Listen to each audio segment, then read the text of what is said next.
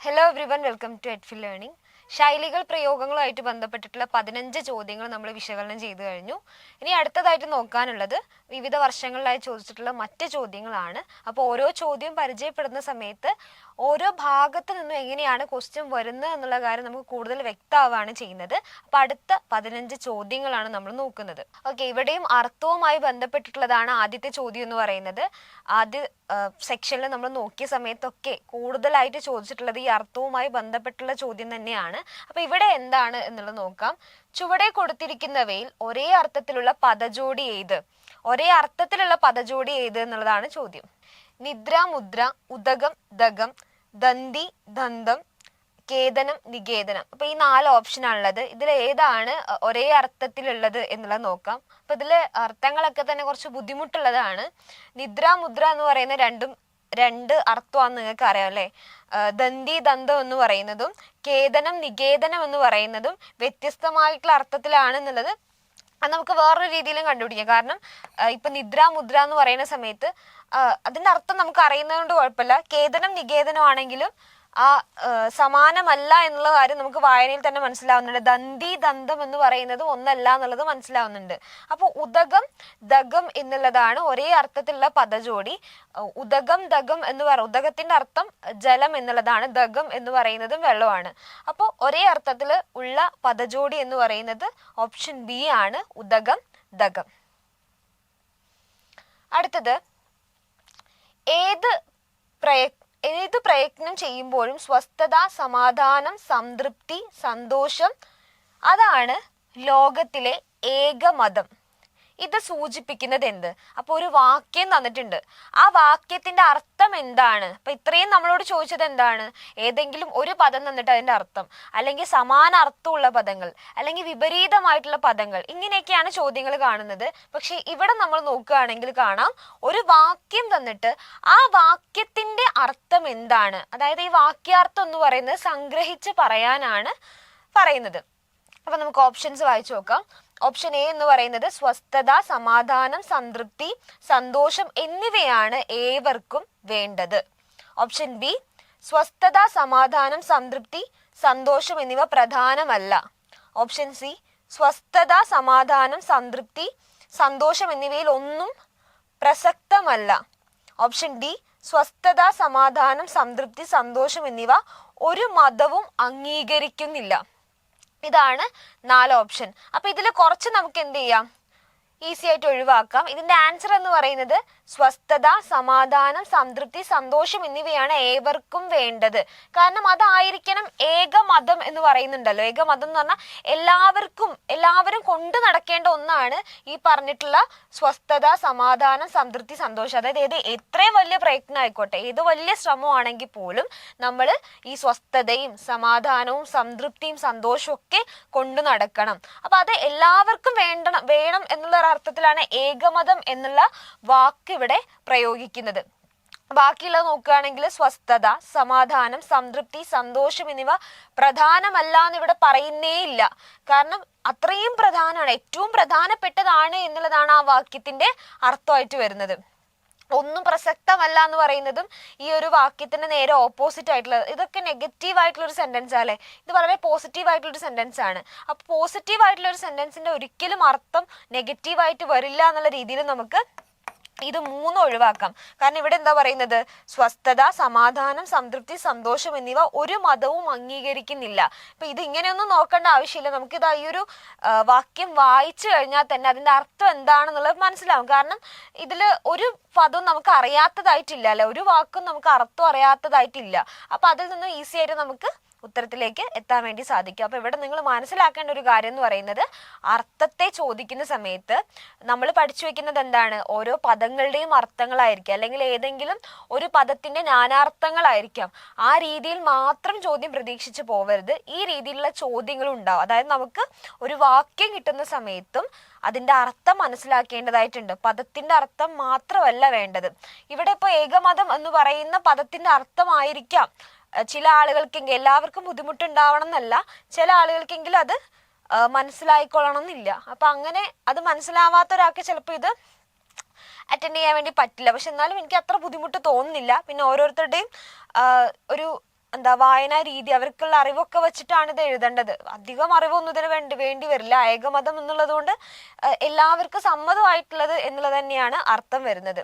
അപ്പൊ കൃത്യമായിട്ട് എന്ത് ചെയ്യുക, വാക്യം വായിച്ചതിന് ശേഷം അതിന്റെ അർത്ഥത്തിലേക്ക് എത്താൻ വേണ്ടി ശ്രമിക്കുക. ഇനി ഏകമതത്തിന്റെ അർത്ഥം അറിയില്ലെങ്കിലും നമുക്ക് എങ്ങനെ ഉത്തരത്തിലേക്ക് എത്താം എന്നതിന്റെ കാര്യമാണ്, അതെങ്ങനെയാണ് ചെയ്യേണ്ടത് എന്നുള്ളതാണ് ഞാൻ പറഞ്ഞത്. ഓക്കെ, അടുത്ത ചോദ്യത്തിലേക്ക് കടക്കാം. ആലിൻകായ് പഴുത്തപ്പോൾ കാക്കയ്ക്ക് വായിൽ പുണ്ണ് എന്ന ചൊല്ല് അർത്ഥമാക്കുന്നത് എന്ത്? ആലിൻകായ് പഴുത്തപ്പോൾ കാക്കയ്ക്ക് വായിൽ പുണ്ണ്, ഇതിന്റെ അർത്ഥം എന്താണ്? ഈ ഒരു ചൊല്ലിന്റെ അർത്ഥം എന്താന്നുള്ളതാണ് ചോദ്യം. അവസരത്തിനൊത്ത് ഉയരാൻ കഴിഞ്ഞു അങ്ങനെയാണോ, അല്ലെങ്കിൽ അവസരം ഉപയോഗിക്കാൻ കഴിഞ്ഞില്ല എന്നാണോ? ഓപ്ഷൻ സി എന്ന് പറയുന്നത് അവസരം ആരെയും കാത്തു നിൽക്കും, അവസരത്തിൽ കാര്യമൊന്നുമില്ല. അപ്പൊ ഇതിൽ ഏതാണ് എന്നുള്ളത്. അപ്പൊ ആദ്യം നമുക്ക് എന്ത് ചെയ്യണം, ആ ചൊല്ലൊന്ന് വായിച്ചു നോക്കണം. ആലിൻകായ് പഴുത്തപ്പോൾ കാക്കയ്ക്ക് വായിൽ പുണ്ണ്. അപ്പൊ ആലിൻകായ് എന്ന് പറയുന്നത് കാക്കയ്ക്ക് ഭക്ഷണം ആവുന്ന ഒന്നാണ്. അപ്പൊ അത് പഴുത്ത സമയത്ത്, അതായത് എല്ലാ സാഹചര്യവും ഒത്തു വന്ന സമയത്ത് എന്താണ്, കാക്കയ്ക്ക് അത് കഴിക്കാൻ വേണ്ടി പറ്റുന്നില്ല. ഭക്ഷണം കഴിക്കാനുള്ള അവസരമൊക്കെ ഒരുങ്ങി നിൽക്കുന്ന സമയത്ത് നിർഭാഗ്യവശാൽ കാക്കയ്ക്ക് അത് ഭക്ഷിക്കാൻ വേണ്ടി സാധിക്കുന്നില്ല. അപ്പൊ ഈ ഒരു അർത്ഥം ഈ ഒരു ഓപ്ഷനിൽ ഏതിലാ വരുന്നത്? ഓപ്ഷൻ ബിയിലാണല്ലേ. അവസരം ഉപയോഗിക്കാൻ കഴിഞ്ഞില്ല. കാരണം കാക്കയെ സംബന്ധിച്ചിടത്തോളം ആലിൻകായ് പഴുക്കുക എന്ന് പറയുന്നത് ഒരു അവസരമാണ്.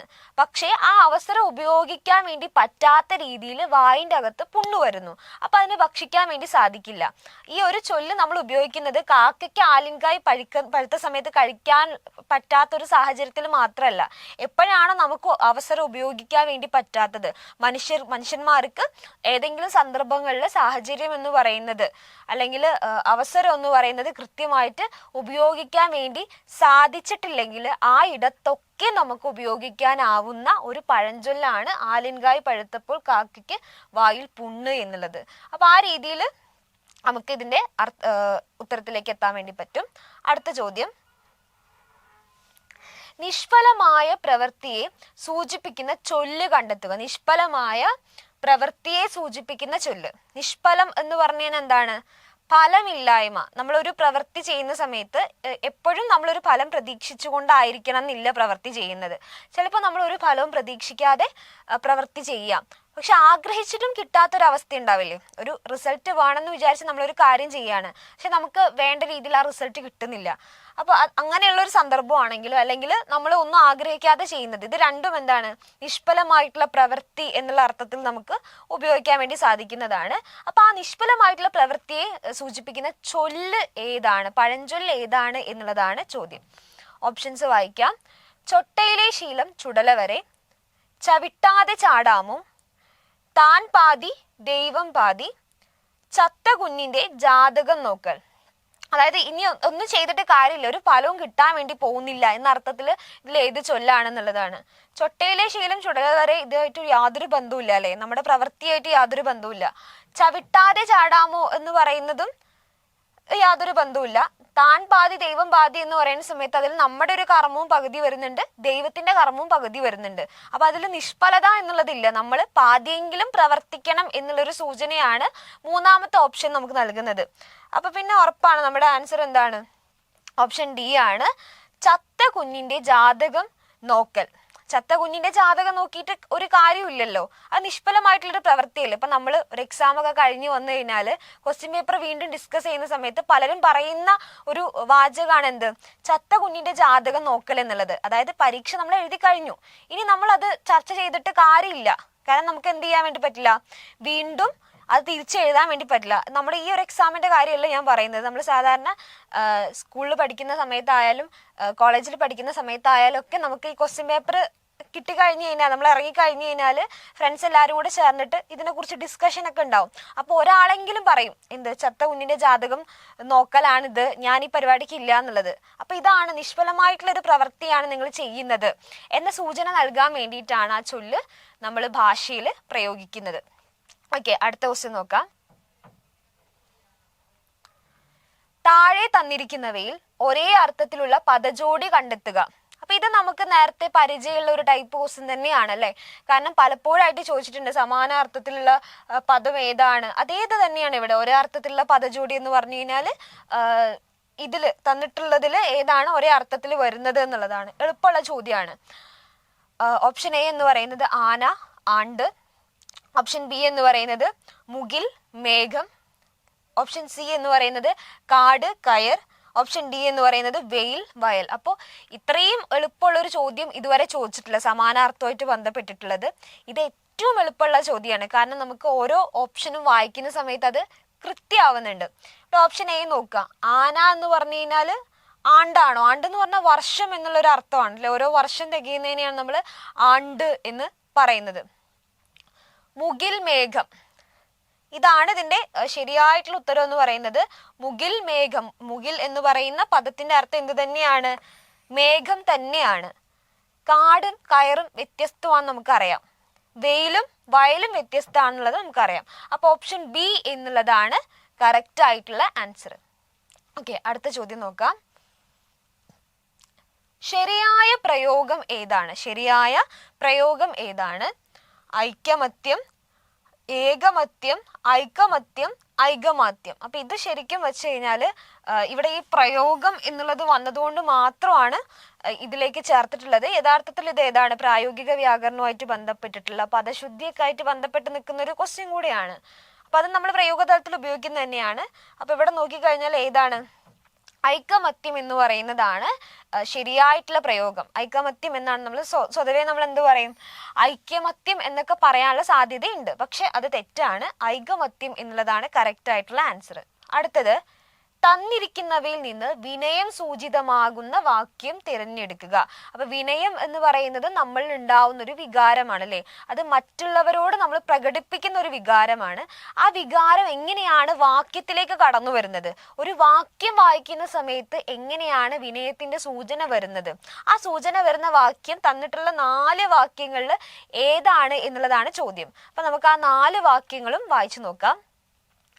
അവാർഡ് സമർപ്പിച്ചുകൊള്ളുന്നു, 4 ആശയങ്ങൾ ഉൾക്കൊള്ളുന്നു, നിറയെ വെള്ളം കൊള്ളുന്നു, കൊള്ളുന്ന വാക്കുകൾ പറഞ്ഞു. ഇതാണ് 4 വാക്യങ്ങൾ. ഇതിലേതിലാണ് വിനയം വരുന്നത്? അപ്പൊ നമ്മൾ നോക്കുകയാണെങ്കിൽ ഞാൻ ആൻസർ കാണിക്കാം. ഓപ്ഷൻ എ എന്നുള്ളതാണ് ആൻസർ. അവാർഡ് സമർപ്പിച്ചുകൊള്ളുന്നു. ബാക്കിയുള്ളതൊക്കെ നോക്കുക. ബാക്കിയുള്ളതിലൊന്നും പ്രത്യേകിച്ചൊരു വികാരം എന്ത് ചെയ്യുന്നില്ല, നമ്മളിലേക്ക് എത്തിക്കാൻ വേണ്ടി സാധിക്കുന്നില്ല. നോർമൽ ആയിട്ടുള്ള വാക്യങ്ങളാണ് ബാക്കിയുള്ളതൊക്കെ അല്ലെ. 4 ആശയങ്ങൾ ഉൾക്കൊള്ളുന്നു എന്ന് പറയുന്ന സമയത്ത് പ്രത്യേകിച്ച് ഒന്നുമില്ല. ഒരു വിനയമോ ബഹുമാനമോ ഒന്നും ആ ഒരു വാക്യത്തിനകത്ത് കാണുന്നില്ല. നിറയെ വെള്ളം കൊള്ളുന്നു, ഇതൊക്കെ എന്താണ്? വളരെ പെരിഫറൽ ചില കാര്യങ്ങൾ വെറുതെ പറയാന്നല്ലാതെ അതിനപ്പുറത്തേക്കൊന്നും ആ ഒരു വികാരമൊന്നും അത് പ്രകടിപ്പിക്കുന്നില്ല. കൊള്ളുന്ന വാക്കുകൾ പറഞ്ഞു എന്ന് പറയുന്ന സമയത്തും ഒന്നും സംഭവിക്കുന്നില്ല. എന്നാൽ ഓപ്ഷൻ എ നോക്കുക. അവാർഡ് സമർപ്പിച്ചു കൊള്ളുന്നു. അപ്പോൾ ഒരു അവാർഡ് ആർക്കാ കിട്ടുക? ഒരു വ്യക്തിക്കാണ് അവാർഡ് കിട്ടുന്നത് അല്ലേ. അപ്പൊ അത് ആ വ്യക്തിക്ക് അർഹമാണെന്ന് തോന്നിയിട്ടാണ് അവാർഡ് കൊടുക്കുന്നത്. ആ വ്യക്തി അത് മറ്റാർക്കെങ്കിലും സമർപ്പിക്കുന്നതായിരിക്കാം. ഒരുപക്ഷെ ഗുരുനാഥനായിരിക്കാം, അല്ലെങ്കിൽ മാതാപിതാക്കൾക്കായിരിക്കാം, അല്ലെങ്കിൽ നാടിന് സമർപ്പിക്കുന്ന ആളുകളുണ്ട്. അപ്പൊ അത് എന്തിന്റെ സൂചനയാണ്? അത് വിനയത്തിന്റെ സൂചനയാണ്. വിനയം കൊണ്ടാണ് എന്ത് ചെയ്യുന്നത്, അങ്ങനെ ഈ അവാർഡുകളൊക്കെ സമർപ്പിക്കുന്നത്. അപ്പൊ അവാർഡ് സമർപ്പിച്ചു കൊള്ളുന്നു എന്ന് പറയുന്ന വാക്യത്തിനകത്താണ് വിനയത്തിന്റെ സൂചനയുള്ളത് എന്നുള്ളത് നമുക്ക് നിസ്സംശയം പറയാൻ വേണ്ടി പറ്റും. അപ്പൊ ഓപ്ഷൻ എ എന്നുള്ളതാണ് കറക്റ്റ് ആയിട്ടുള്ള ആൻസർ. അടുത്ത ക്വസ്റ്റ്യൻ, പരിശോധിച്ചാലേ ഗുണമറിയാൻ കഴിയൂ എന്നർത്ഥം വരുന്ന പ്രയോഗം ഏത് എന്നുള്ളതാണ് ചോദ്യം. ഓപ്ഷൻ എ, നനയ്ക്കുന്നവനും നനയും. ഓപ്ഷൻ ബി, ഉരച്ചു നോക്കിയേ മാറ്ററിയൂ. ഓപ്ഷൻ സി, ഇണങ്ങിയാൽ പിണങ്ങരുത്. ഓപ്ഷൻ ഡി, ആടറിയുമോ അങ്ങാടി വാണിഭം. ഇതാണ് 4 ചൊല്ലുകൾ അല്ലെങ്കിൽ പ്രയോഗങ്ങൾ തന്നിട്ടുള്ളത്. അപ്പൊ ഇതില് പരിശോധിച്ചാലേ ഗുണമറിയാൻ കഴിയൂ എന്ന അർത്ഥമുള്ള പ്രയോഗം ഏതാണ് എന്നുള്ളതാണ് ചോദ്യം. ഏതാണ്? എളുപ്പമുള്ളതാണല്ലേ. ഉറച്ചു നോക്കിയേ മാറ്ററിയും. ഇപ്പൊ നമ്മൾ സ്വർണ്ണമൊക്കെ കൊണ്ടുപോയി കഴിഞ്ഞാൽ നമ്മൾ സ്വർണ്ണാണെന്ന് പറഞ്ഞു കൊടുത്താൽ അത് അവർ സ്വീകരിക്കില്ല. മറിച്ച് എന്താണ്, അത് ഉറച്ചു നോക്കി ഉറപ്പാക്കിയതിന് ശേഷം മാത്രമേ അത് എടുക്കുകയുള്ളൂ. അവിടെ എന്താണ് ഉദ്ദേശിക്കുന്നത്? അവിടെ പരിശോധിക്കുകയാണ്, അതിന്റെ ഗുണമേന്മ പരിശോധിക്കുകയാണല്ലേ. അല്ലെങ്കിൽ അത് സ്വർണ്ണമാണോ എന്ന് അറിയാനുള്ള ഒരു ടെസ്റ്റാണ് അവിടെ നടത്തുന്നത്.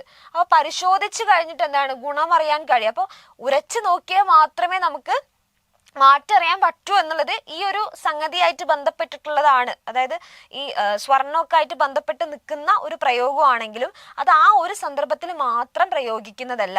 പരിശോധിച്ചാലേ ഗുണമറിയാൻ കഴിയൂ എന്ന് തോന്നുന്ന ഏത് സാഹചര്യത്തിലും നമുക്ക് എന്ത് ചെയ്യാം, ഈ ഒരു പ്രയോഗം എന്ന് പറയുന്നത് പ്രയോഗിക്കാൻ വേണ്ടിയിട്ട് സാധിക്കും. അപ്പോൾ ഓപ്ഷൻ ബി ഉരച്ചു നോക്കിയേ മാറ്ററിയൂ എന്നുള്ളതാണ് കറക്റ്റ് ആയിട്ടുള്ള ആൻസർ. അടുത്ത ക്വസ്റ്റ്യൻ നോക്കാം.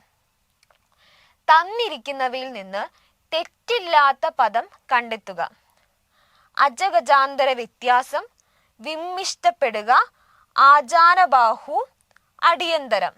ഇതിലേതാണ് ശരിയായിട്ടുള്ള തെറ്റില്ലാത്ത പദം എന്നതിന്റെ അർത്ഥം എന്താണ്? ശരിയായ പദം ഏതാണ് എന്നുള്ളതാണ്. ഇതും പ്രയോഗവുമായി ബന്ധപ്പെട്ടതുകൊണ്ട് ഇവിടെ ചേർത്തതാണ്. അപ്പൊ ഇവിടെ എന്താണ്? ആജാനബാഹു എന്നുള്ള പദമാണ് ശരിയായിട്ടുള്ളത്. അപ്പോൾ ഈ തെറ്റുകൾ എന്തൊക്കെയാന്നുള്ളത് മനസ്സിലാക്കണ്ടേ. അജഗജാന്തര വ്യത്യാസം എന്നുള്ള അജഗജാന്തരം എന്ന് പറഞ്ഞാൽ മതി. വ്യത്യാസം എന്നുള്ളത് തന്നെയാണ്, തമ്മിൽ വ്യത്യാസം ഉണ്ട് എന്നുള്ളത് തന്നെയാണ് അജഗജാന്തരം എന്നതുകൊണ്ട് അർത്ഥാക്കുന്നത്. അപ്പൊ അത് വ്യത്യാസം എന്നുള്ളത് അവിടെ ചേർക്കേണ്ട ആവശ്യമില്ല എന്നുള്ളതാണ് ഇവിടുത്തെ പ്രശ്നം. ഇനി അടുത്തത് ഓപ്ഷൻ ബി, വിമ്മിഷ്ടപ്പെടുക എന്ന് പറയുന്നത് എന്താണ്? അത് തെറ്റാണ്. കാരണം പൊതുവേ നമ്മൾ മലയാളികൾക്കായാലും എല്ലാ മനുഷ്യർക്കായാലും നമ്മൾ പറയുന്ന കാര്യം ഒന്നും കൂടെ മെച്ചപ്പെടുത്തി പറയണം എന്നുള്ളൊരു സ്വഭാവമുണ്ട്.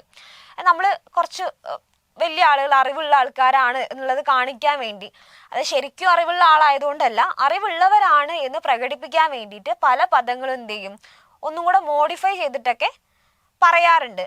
അങ്ങനെ മോഡിഫൈ ചെയ്തതിൻ്റെ ഒരു പ്രശ്നമാണ് ഇവിടെ കാണുന്നത്. അതായത് സംസ്കൃതം പറയുന്നത് ഏറ്റവും നല്ലതാണ് എന്ന് തോന്നിയത് കൊണ്ട് ചില ആളുകൾ എന്ത് ചെയ്തു, വിമ്മിട്ടപ്പെടുക എന്ന് പറയുന്നതിന് പകരം അതിനെ വിമ്മിഷ്ടപ്പെടുക എന്നാക്കിയിട്ട് മാറ്റിയിട്ടുണ്ട്. അപ്പൊ ആ ഒരു പ്രശ്നമാണ് ഇതിനകത്ത് കാണുന്നത്. അപ്പൊ നമ്മളൊക്കെ കരുതുന്നത് എന്താണ്? വിമ്മിഷ്ടം എന്നുള്ളതാണ് ശരിയായിട്ടുള്ള പദം. വിമ്മിട്ടം എന്നുള്ളത് തെറ്റായ പ്രയോഗമാണെന്നാണ് നമ്മൾ കരുതുന്നത്. പക്ഷെ അങ്ങനെയല്ല, വിമ്മിട്ടപ്പെടുക എന്നാണ് ശരിയായ പ്രയോഗം.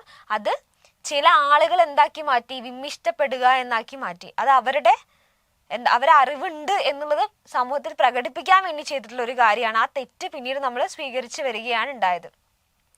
ആജാനബാഹു കറക്റ്റ് ആയിട്ടാണ്. അടിയന്തരം എന്നുള്ളതല്ല, അടിയന്തിരം എന്നാണ് നമ്മൾ ശരിയായിട്ടുള്ള പ്രയോഗം എന്ന് പറയുന്നത്. അപ്പോൾ ഓപ്ഷൻ സി ആജാനബാഹു എന്നുള്ളതാണ് കറക്റ്റ് ആൻസർ. അടുത്തത്, നിരക്ഷീര ന്യായം എന്നതുകൊണ്ട് അർത്ഥമാക്കുന്നത് എന്ത്? ഭൂരിപക്ഷം നോക്കിയുള്ള തീരുമാനം, വേർതിരിച്ചറിയാൻ കഴിയാത്ത തരത്തിലുള്ള കൂട്ടിച്ചേർക്കൽ, തിരിച്ചറിയാൻ കഴിയുന്ന തരത്തിലുള്ള കൂട്ടിച്ചേർക്കൽ, യാദൃച്ഛികമായി കാര്യങ്ങൾ സംഭവിക്കുക. ഇതിലേതാണ്? ഓപ്ഷൻ എ ആണ്. ഇതൊക്കെ അങ്ങനെ തന്നെ പഠിച്ചു വെക്കാനും നമുക്ക് സാധിക്കുള്ളൂ. ഈ പ്രയോഗങ്ങളൊക്കെ എന്ത് ചെയ്യുക, അങ്ങനെ തന്നെ ബൈഹാർട്ട് ചെയ്ത് പഠിച്ചു വെക്കുക. നിരക്ഷീര ന്യായം എന്ന് പറഞ്ഞു കഴിഞ്ഞാല് ഭൂരിപക്ഷം നോക്കിയുള്ള തീരുമാനം. അപ്പൊ നമ്മളൊരു വോട്ടെടുപ്പ് നടക്കുകയാണെങ്കിൽ അവിടെ എന്താ സംഭവിക്കുന്നത്? ആ തെരഞ്ഞെടുപ്പിനകത്ത് ഏറ്റവും ഭൂരിപക്ഷത്തിന്റെ, നമ്മുടെ ശബ്ദം തന്നെയാണ് എന്ത്, വോട്ടെന്ന് പറയുന്നത്. നമ്മുടെ അഭിപ്രായമാണ് വോട്ടായിട്ട് മാറുന്നത്. അപ്പൊ ആ ഭൂരിപക്ഷത്തിന്റെ തീരുമാനം എടുക്കുന്നത് അത് ഒരു ജനാധിപത്യ സമൂഹത്തിനകത്ത് വേണ്ട ഒരു കാര്യമാണ്. ഇവിടെ പറയുന്നത് ഇപ്പൊ രണ്ടുപേര് തമ്മിൽ എന്തെങ്കിലും പ്രശ്നം നടക്കാന്ന് വിചാരിച്ചോ, അപ്പൊ അതിന്റെ ന്യായം നോക്കാതെ, അതായത് ആരടുത്താണ് ശരി എന്നുള്ള തെളിവ് വെച്ച് നോക്കാതെ ഭൂരിപക്ഷം ആരുടെ കൂടെയാണ് നിൽക്കുന്നത് അവരുടെ ഒപ്പം എന്ത് ചെയ്യുക, തീരുമാനം പോവുക. അപ്പൊ അങ്ങനെയുള്ള കാര്യത്തിലാണ് നിരക്ഷീര ന്യായം എന്ന് പറയുന്നത്. അപ്പൊ അത് അങ്ങനെ തന്നെ പഠിച്ചു വെക്കുക. ഇത് പലപ്പോഴും ഈ ഒരു പ്രയോഗമൊക്കെ ആവർത്തിച്ച് കാണാറുണ്ട്, പല ക്വസ്റ്റ്യൻ പേപ്പറിലും ആവർത്തിച്ച് കാണാറുണ്ട്. അപ്പൊ ഇതൊക്കെ കൃത്യമായിട്ട് എഴുതിയിട്ട് അങ്ങനെ തന്നെ പഠിച്ചു വെക്കാൻ നമുക്ക് സാധിക്കുള്ളൂ. അത് അങ്ങനെ തന്നെ ചെയ്യുക. Where there is a will there is a way. English ചൊല്ലിന് സമാനമായ മലയാളത്തിലെ പഴഞ്ചൊല്ല് ഏത്? അപ്പൊ ഞാൻ പറഞ്ഞിട്ടുണ്ടായിരുന്നു പഴഞ്ചൊല്ല്, ഇതിപ്പോ ഇംഗ്ലീഷിലെ പഴഞ്ചൊല്ലാണ്. നമ്മൾ എന്ത് ചെയ്യാണ്, മലയാളത്തിലേക്ക് വിവർത്തനം ചെയ്യാന്നിരിക്കട്ടെ. മലയാളത്തിലെ വേർഡ് ബൈ വേർഡ് ട്രാൻസ്ലേഷൻ ആണോ അത്? എപ്പോഴും അങ്ങനെ ആയിക്കൊള്ളണമെന്നില്ല. ഇതെന്ന് പറയുന്നത് വേർഡ് ബൈ വേർഡ് ട്രാൻസ്ലേഷൻ അല്ല, മറിച്ച് എന്താണ്, ആ ആശയമാണ് സ്വീകരിക്കുന്നത്. അല്ലെങ്കിൽ ആശയം സ്വീകരിച്ച് മലയാളത്തിൽ പഴഞ്ചൊല്ല് ഉണ്ടായി എന്നല്ല പറയുന്നത്. ആ ആശയം നമുക്ക് എന്തിലൂടെ കാണാൻ വേണ്ടി സാധിക്കും, ഈ മലയാള ചൊല്ലിലും കൂടെ കാണാൻ വേണ്ടി സാധിക്കും. അപ്പൊ ഈ ഒരു അർത്ഥത്തിൽ വരുന്നത് ഏതാണ് എന്നുള്ളതാണ് നമുക്ക് നോക്കേണ്ടത്. അപ്പൊ ഓരോ ഓപ്ഷനും വായിക്കാം. ഓപ്ഷൻ എ, ചേര തിന്നുന്ന നാട്ടിൽ പോയാൽ നടുക്കണ്ടം തിന്നണം, പയ്യെ തിന്നാൽ പനയും തിന്നാം, ഗതി കെട്ടാൽ പുലി പുല്ലും തിന്നും, വേണമെങ്കിൽ ചക്ക വേരിലും കായ്ക്കും. അപ്പോൾ where there is a will there is a way എന്ന അതേ അർത്ഥത്തിലുള്ള ചൊല്ല് ഏതാണ്? മലയാളത്തിൽ അതേ ആശയത്തിലുള്ള ചൊല്ലെന്ന് പറയുന്നത് ഓപ്ഷൻ ഡി ആണ്. വേണമെങ്കിൽ ചക്ക വേരിലും കായ്ക്കും. വേണമെങ്കിൽ, അതാണ് ദർ ഇസ് എ വിൽ എന്ന് പറയുന്നുണ്ടല്ലേ. നമുക്ക് ആഗ്രഹം ഉണ്ടെങ്കിൽ എന്താണ്, നമുക്ക് എന്തും ചെയ്യാം. അത് തന്നെയാണ് ഓപ്ഷൻ ഡി വരുന്ന ആ പഴഞ്ചൊല്ലിന്റെയും അർത്ഥമായിട്ട് വരുന്നത്. അപ്പൊ നമ്മുടെ ആൻസർ എന്ന് പറയുന്നത് ഓപ്ഷൻ ഡി ആണ്. അടുത്തത്, വൃക്ഷം എന്ന അർത്ഥം വരാത്ത പദം ഏത്? അപ്പൊ ഇങ്ങനെയുള്ള ചോദ്യം കാണുന്ന സമയത്ത് നമ്മൾ ശ്രദ്ധിക്കേണ്ടത്, ഇപ്പൊ വൃക്ഷത്തിന്റെ അർത്ഥം നമുക്ക് അറിയുമായിരിക്കും, വൃക്ഷം മരമാണ് എന്നുള്ളത് നമുക്ക് അറിയായിരിക്കും. പക്ഷെ വൃക്ഷത്തിന്റെ അല്ലെങ്കിൽ മരത്തിന്റെ അർത്ഥമുള്ള മറ്റ് സമാന പദങ്ങൾ നമുക്ക് അറിയില്ലെങ്കിൽ ഇത്തരത്തിലുള്ള ചോദ്യങ്ങൾക്കൊക്കെ ഉത്തരം എഴുതാൻ നമ്മൾ ബുദ്ധിമുട്ടും. അപ്പൊ ഇവിടെ ചോദിച്ചത് വൃക്ഷത്തിന്റെ അർത്ഥം വരാത്ത പദം ഏത്? അപ്പൊ അതിൽ നിന്ന് നമുക്ക് എന്ത് മനസ്സിലാവണം? ഒന്നില്ലെങ്കിൽ വൃക്ഷത്തിന്റെ പര്യായ പദങ്ങൾ അറിയണം, അല്ലെങ്കിൽ ഇവിടെ ചേർത്തിട്ടുള്ള ആ മൂന്നാമത്തെ പദം ഏതാണോ അതിന്റെ അർത്ഥം എന്താണ് എന്നുള്ളത് നമ്മൾ അറിഞ്ഞിരിക്കേണ്ടതായിട്ടുണ്ട്. അപ്പൊ ഇവിടെ പാദപം എന്ന് പറയുന്നതും വിടപം എന്ന് പറയുന്നതും ഭൂരൂഹം എന്ന് പറയുന്നതും എന്താണ്? മരം എന്ന അർത്ഥത്തിൽ തന്നെ പ്രയോഗിക്കുന്നതാണ്. പക്ഷെ ദ്വീപം എന്ന് പറയുന്നത് മരം എന്ന അർത്ഥത്തിലല്ല പ്രയോഗിക്കുന്നത്. കാടു കയറുക എന്ന ശൈലി ഏറ്റവും ഉചിതമായി ചേർത്തിരിക്കുന്ന വാക്യം ഏത്? ഓപ്ഷൻ എ, നാട്ടിൽ നിന്നും കാട് കയറിയ ആനക്കുട്ടി പിന്നെ തിരികെ വന്നിട്ടില്ല.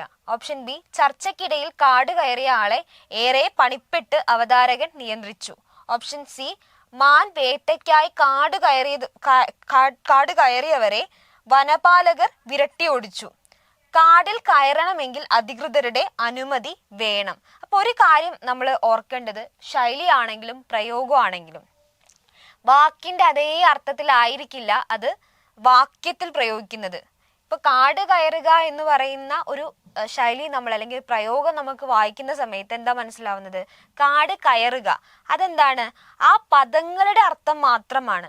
ആ പദങ്ങളുടെ അർത്ഥം വെച്ചിട്ട് തന്നെ നമുക്ക് എന്ത് പ്രയോഗിക്കണം എന്ന് അങ്ങനെ പ്രയോഗിക്കില്ല. ശൈലികളോ പ്രയോഗങ്ങളോ ഒരിക്കലും അങ്ങനെയല്ല പ്രയോഗിക്കുന്നത്. അപ്പൊ ഇവിടെ കാട് കയറുക എന്ന സാധാരണ അർത്ഥത്തിൽ പ്രയോഗിച്ചിട്ടുള്ളതൊക്കെ നമുക്ക് ഒഴിവാക്കാം. ഇപ്പൊ ഇവിടെ നോക്കുകയാണെങ്കിൽ, നാട്ടിൽ നിന്നും കാട് കയറിയ ആനക്കുട്ടി പിന്നെ തിരികെ വന്നിട്ടില്ല. അപ്പൊ എന്താണ്? കാട് കയറുക എന്നുള്ളത് ഇവിടെ ആ വാക്കുകളുടെ അതേ അർത്ഥത്തിലാണ് പ്രയോഗിച്ചിട്ടുള്ളത്. അടുത്ത നോക്കാം, ചർച്ചയ്ക്കിടയിൽ കാട് കയറിയ ആളെ ഏറെ പണിപ്പെട്ട് അവതാരകൻ നിയന്ത്രിച്ചു. ഇവിടെ കാട് കയറിയ എന്ന് പറയുന്നത് ആ പദത്തിന്റെ അർത്ഥത്തിലല്ല പ്രയോഗിക്കുന്നത് അല്ലെ. കാരണം എന്താണ്? ചർച്ചയ്ക്കിടയിൽ ഒരാളും എന്ത് ചെയ്യില്ല, കാട് കയറുകയോ അതിനെ പിടിക്കാൻ വേണ്ടി അവതാരകൻ പോവുകയോ ഒന്നും ചെയ്യില്ല. അത് അങ്ങനെ നമ്മൾ ഈ വേർഡ് വാക്കുകളുടെ അതേ അർത്ഥത്തിൽ നമ്മൾ ചിന്തിക്കുകയാണെങ്കിൽ വളരെ അബദ്ധമായിട്ട് തോന്നും ആ ഒരു വാക്യം എന്ന് പറയുന്നത്. അടുത്ത നോക്കുകയാണെങ്കിൽ, മാൻ വേട്ടയ്ക്കായി കാട് കയറിയവരെ വനപാലകർ വിരട്ടി ഓടിച്ചു. ഇവിടെ എന്താണ്? കാട് കയറിയ എന്ന് പറയുന്ന വാക്ക് ആ വാക്കിന്റെ അല്ലെങ്കിൽ പദത്തിന്റെ അതേ അർത്ഥത്തിലാണ് പ്രയോഗിക്കുന്നത്. കാടിൽ കയറണമെങ്കിൽ അധികൃതരുടെ അനുമതി വേണം എന്നുള്ളതാണ്. കാട് കയറുക ഇവിടെ കാടിൽ കയറുക എന്ന് പറയുന്നത് എന്താണ്? കാടിന്റെ ഉള്ളിലേക്ക് പ്രവേശിക്കുക എന്നുള്ള അതേ അർത്ഥത്തിൽ തന്നെയാണ് പ്രയോഗിച്ചിട്ടുള്ളത്. അപ്പൊ നമ്മുടെ ആൻസർ എന്ന് പറയുന്നത് എന്താണ്? ഓപ്ഷൻ ബി ആണ്. അപ്പൊ എന്താ ഇവിടെ അർത്ഥമാക്കുന്നത്? ചർച്ചയ്ക്കിടയിൽ കാട് കയറിയ ആളെ ഏറെ പണിപ്പെട്ട് അവതാരകൻ നിയന്ത്രിച്ചു. അപ്പൊ ഇവിടെ ചോദിച്ചത് എന്താണ്? ഉചിതമായി ചേർത്തിരിക്കുന്ന വാക്യം ഏതാണ് എന്നുള്ളതാണ്. ചർച്ചയ്ക്കിടയിൽ എങ്ങനെയാ കാട് കയറുക? അപ്പൊ നമ്മളൊരു ചർച്ച ചെയ്യാന്ന് പറയുന്നത് എന്തെങ്കിലും ഒരു ടോപ്പിക്കിനെ ബേസ് ചെയ്തിട്ടായാലും നമ്മൾ സംസാരിക്കുന്നത്. അപ്പൊ ആ ഒരു വിഷയത്തിൽ നിന്നും തെന്നി മാറിയിട്ട് മറ്റെങ്ങോട്ടൊക്കെ പോയിട്ടുണ്ടാവും. അത് പ്രാസംഗികനായിക്കോട്ടെ അല്ലെങ്കിൽ ചർച്ചയ്ക്ക് പങ്കെടുക്കുന്ന ആളുകളാണെങ്കിൽ നമ്മൾ സാധാരണ പറയാറുണ്ട് കാട് കയറി പോയി. പറയേണ്ട കാര്യത്തിൽ നിന്നും എന്ത് ചെയ്തു? വ്യതിചലിച്ചു എന്നുള്ളൊരു അർത്ഥമാണ് കാട് കയറുക എന്ന് പറയുന്ന പദത്തിന് അല്ലെങ്കിൽ ശൈലിയുടെ അർത്ഥമായിട്ട് വരുന്നത്. അപ്പൊ ചർച്ചയ്ക്കിടയിൽ എന്താണ്? ഇയാള് കാട് കയറിപ്പോയി, മറ്റെന്തൊക്കെയോ പറഞ്ഞു. അപ്പൊ അവസാനം അദ്ദേഹത്തെ തിരിച്ച് ആ വിഷയത്തിലേക്ക് തന്നെ കൊണ്ടുവരുന്നത് ആരാണ്? അവതാരകനാണ്. അവതാരകൻ നിയന്ത്രിച്ചത് കൊണ്ട് മാത്രമാണ് ആ കാട് കയറൽ എന്നുള്ളതിൽ നിന്നും തിരിച്ച് വിഷയത്തിലേക്ക് ചർച്ചയിൽ പങ്കെടുത്ത ആൾ എത്തിയിരിക്കുന്നത്. അപ്പൊ ഓപ്ഷൻ ബി എന്നുള്ളതാണ് കറക്റ്റ് ആയിട്ടുള്ള ആൻസർ. അടുത്ത ചോദ്യം നോക്കാം. ചർവിത ചർവണം എന്ന പ്രയോഗം കൊണ്ട് അർത്ഥമാക്കുന്നത് എന്ത്? ഇതും സ്വതവേ നമുക്ക് പരിചയമുള്ള ഒരു പ്രയോഗമാണല്ലേ. ചർവിത ചർവണം എന്ന് പറഞ്ഞു കഴിഞ്ഞാൽ എന്താണ്? പറയാത്തതിനെ കുറിച്ച് പറയലാണോ? പറഞ്ഞതിനെ കുറിച്ച് വീണ്ടും പറയലാണോ? അറിയാത്ത കാര്യത്തെ കുറിച്ച് പറയലാണോ? പൂർത്തിയാകാത്ത കാര്യത്തെ കുറിച്ച് പറയലാണോ? ഓപ്ഷൻ ബി ആണ് കറക്റ്റ് ആയിട്ടുള്ള ആൻസർ. പറഞ്ഞതിനെ കുറിച്ച് വീണ്ടും പറയുന്നതിനെയാണ് നമ്മൾ ചർവിത ചർവണം. ഇപ്പൊ ഒരു കവിത എഴുതി, അപ്പൊ ആ കവിതയുടെ അതേ വിഷയത്തിൽ ഒരു 4-5 കവിതകൾ വരികയാണെങ്കിൽ അത് ചർവിത ചർവണമാണ്. എന്താണ്, പറഞ്ഞ കാര്യം തന്നെയാണ് പറയുന്നത്. അല്ലെങ്കിൽ ആരെങ്കിലും സംസാരിക്കുമ്പോൾ എപ്പോഴും എന്താണ്, ഒരേ കാര്യം ആവർത്തിച്ച് പറയുകയാണെങ്കിൽ അത് ചർവിത ചർവണമാണെന്ന് നമുക്ക് പറയാൻ വേണ്ടി പറ്റും. അപ്പൊ ഈ ഒരു പ്രയോഗത്തിന്റെ അർത്ഥം എന്ന് പറയുന്നത് പറഞ്ഞതിനെ കുറിച്ച് വീണ്ടും പറയുക എന്നുള്ളതാണ്. ചുവടെ ചേർത്തിരിക്കുന്നവയിൽ ശരിയായ പദം ഏത്? വിമ്മിട്ടം, ചിലവ്, ഹാർദവം, അടിമത്വം. ഇതിലേതാണ് ശരിയായിട്ടുള്ള പദം എന്ന് പറയുന്നത്? നമ്മൾ നേരത്തെ പറഞ്ഞിട്ടുണ്ടായിരുന്നു അല്ലെ, വിമ്മിട്ടം എന്നുള്ളതാണ് കറക്റ്റ് ആയിട്ടുള്ള പദം. ഹാർദവം എന്നുള്ളതും ശരിയാണ് കേട്ടോ. അപ്പൊ ഇത് ഓപ്ഷനിൽ എന്തോ മിസ്റ്റേക്ക് വന്നതായിരിക്കും. വിമ്മിട്ടം, ഹാർദവം ഇത് രണ്ടും ശരിയായിട്ടുള്ളതാണ്. ടൈപ്പ് ചെയ്ത സമയത്ത് തെറ്റിയതായിരിക്കും, ചിലപ്പോൾ ഇങ്ങനെ എങ്ങാനും ആയിരിക്കും അതിലേക്ക് വന്നിട്ടുണ്ടാവുക. അപ്പൊ ഇത് രണ്ടും ശരിയായിട്ടുള്ള പദം തന്നെയാണ്. ഓക്കെ, അപ്പൊ നമ്മള് ഈ ഒരു സെക്ഷനിൽ 15 ചോദ്യങ്ങളാണ് പരിചയപ്പെട്ടിട്ടുള്ളത്. ചിലതൊക്കെ എന്തായിരുന്നു, നമ്മൾ നേരത്തെ നോക്കിയിട്ടുള്ള അതേ രീതിയിൽ തന്നെ ചോദിക്കുന്ന ചോദ്യങ്ങളാണ്. അപ്പൊ ഇതിനകത്ത് 3 പ്രയോഗങ്ങളാണ് നമ്മൾ നോക്കിയത്. ഒന്ന് ചർവിത ചർവണമാണ്, 2 കാട് കയറുക, നിരക്ഷീര ന്യായം. ഈ 3 പ്രയോഗങ്ങളും കൃത്യമായിട്ട് കുറിച്ചു വെക്കുക. പലപ്പോഴും ചോദിക്കാറുണ്ട്. ചിലത് എന്താ ചോദിക്കാറുള്ളത്, വാക്യത്തിൽ പ്രയോഗിക്കാനായിരിക്കും. ചിലത് അർത്ഥം തന്നെ നേരെ ചോദിക്കുകയാണ് ചെയ്യുന്നത്. ട്രാൻസ്ലേഷൻ, വിവർത്തനം ഉണ്ടാവുന്നുണ്ട്. ബാക്കിയുള്ള എല്ലാം നമ്മൾ നേരത്തെ പരിചയപ്പെട്ടതാണ്. അപ്പൊ അർത്ഥം പഠിക്കുന്ന സമയത്ത് സമാന അർത്ഥ പദങ്ങൾ, ഒന്നിലധികം പദങ്ങളെ നമ്മൾ പഠിച്ചു വെക്കണം എന്നുള്ള കാര്യം കൂടെ ഓർക്കുക. അപ്പൊ ഇത്രയുമാണ് ഈ ഒരു വിശകലനത്തിൽ നിന്ന് നമ്മൾ സ്വീകരിക്കേണ്ടതായിട്ടുള്ള കാര്യങ്ങൾ. അപ്പൊ അടുത്ത ക്ലാസ്സിൽ മറ്റ് 15 ചോദ്യങ്ങളുമായിട്ട് കാണാം.